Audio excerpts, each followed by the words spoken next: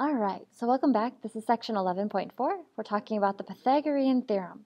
And the Pythagorean theorem is probably one that you've at least heard somebody say along the way if you haven't already learned about it. And we use it, right? The biggest piece is that the shape that we use the Pythagorean theorem for is a right triangle.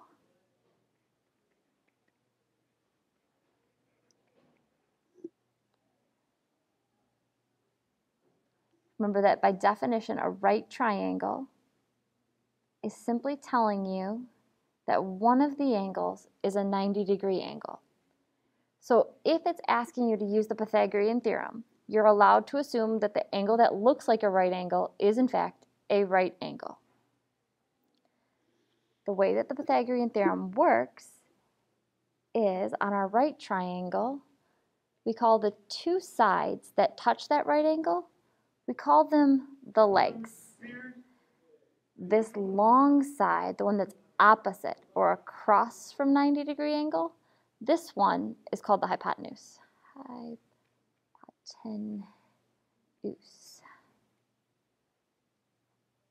And the length of a leg squared plus the length of the other leg squared is equal to the hypotenuse squared. So if I take a leg and I square that length, plus I take the other leg and I square that, I will get the hypotenuse squared, the length of the hypotenuse squared. Now, this looks pretty silly to write it out this way all the time. So, of course, mathematicians said, we'll just call that first leg, call it A, call that second leg B, because sometimes they have the same length and most of the time they don't. And since the hypotenuse is the third side, we'll call it C.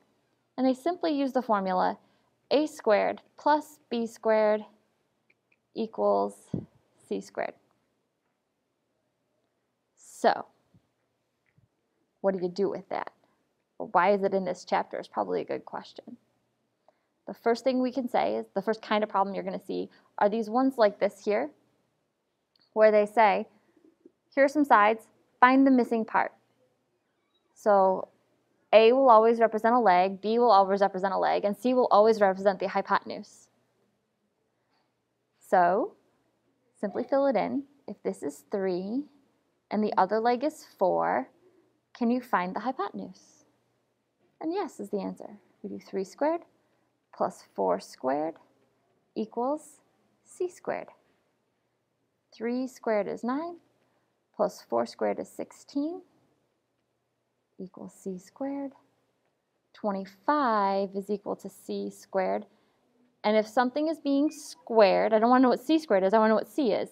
So to undo something being squared, we use a square root, right? We undo something squared with a square root. So we end up with C. The square root of 25 is technically both positive and negative 5, right? We're solving, and when we take that square root, we need both answers. But we're never going to have a side length or a part of a geometric figure that has a negative value. So we don't even need to worry about those negatives in shapes. So we end up with C is equal to 5. Now in this next problem, the B value is missing. So we'll have to do an extra step before we can take the square root. Why don't you go ahead and give it a try? I don't think it'll be a hard thing for you to figure out. And I'm pretty confident that you, at the least, if you tried it, you got set up and you got to B squared equals 112. And the directions here are going to be find exact answers, no decimals allowed. So when that happens and we take that square root, you need to make sure your radical gets simplified. So I put my factor tree up here. And again, you can use whichever method you prefer, whichever one you're comfortable with. So 4 root 7 is the length of that B value. The second thing I want to point out to you is that the B value doesn't have, and the A value doesn't have, a set location on the triangle. They just have to be on the legs or the part that touches the 90-degree angle. So I intentionally switched my picture to show you that you could potentially put the B squared first. We need to talk about problem number 3 together. when we talk about problem number 3, the reason we need to do it is because I worry a little bit about those radicals in the problem. So A is my missing piece, and again, you could put it wherever, but it's usually right here. B is the other leg, and C is the hypotenuse. So that when we do A squared plus this B squared, we need to make sure we use parentheses on it. Same thing with the C squared when it has a radical. We need to make sure we get that coefficient, if there were one, included. The nice part is that when we do that, A squared plus 7 equals 23. When we subtract 7 from both sides, A squared is equal to 16. And when we take the square root, we get A is equal to 4. Now, there are going to be some story problems, but I want to save those for a second. I have one more thing I want to make sure we talk about, and they're down here. So we'll have some story problems again. I think I'm going to do a separate video on story problems. But what I really want to point out is determine whether the given sides are measures of sides of a right triangle. When you do this, you need to remember that the hypotenuse is always the longest side. So when they give you a list of numbers, you can't assume that they gave you A, B, C. You have to go ahead and say, okay, where's the longest one? That's the hypotenuse. So if you want to, find that longest one and circle it. Then you can set it up and check it out. And to set it up, we simply say the smallest side squared plus the medium sides squared equals the hypotenuse squared. So once you've gotten this far, then you simply need to square both sides. And we're going to be checking to see, what did I get? 1,225 when I used my calculator is equal to 1369. So when I combine my like terms, I get 9, 6, 3, and 1. So yes, because that's a true statement that the leg squared plus leg squared equals hypotenuse squared, we can say, yes, this is a right triangle. Let's try it with these smaller numbers.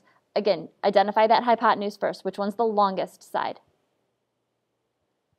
And then we do leg squared plus leg squared equals hypotenuse squared.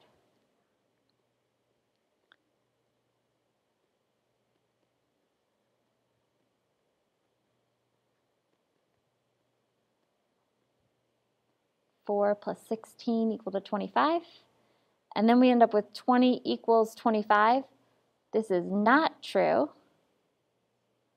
So this is not a right triangle. Be very careful, because I know in our homework assignment there are some problems where they give you the list of numbers with radical sides. So that if they gave you 4, 2 root 3, and the square root of 7, my suggestion is that you get decimal values before you decide which one of these is the hypotenuse. So 4 we obviously don't need to work with, but 2 root 3 is going to be approximately 3.4, roughly. And the square root of 7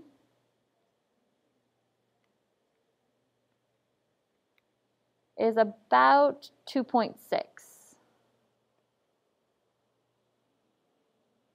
So that when you do that, you need to recognize that this 4 is the hypotenuse. Oftentimes our instinct is to use that root 7 to finish it. I don't believe this problem works out. It should be not a right triangle. Pretty sure it's not a triangle at all. But I wanted to make sure we talked about that you should approximate those decimals before you decide which one should be the hypotenuse. I am going to record a separate video for those story problems. Come back and take a peek.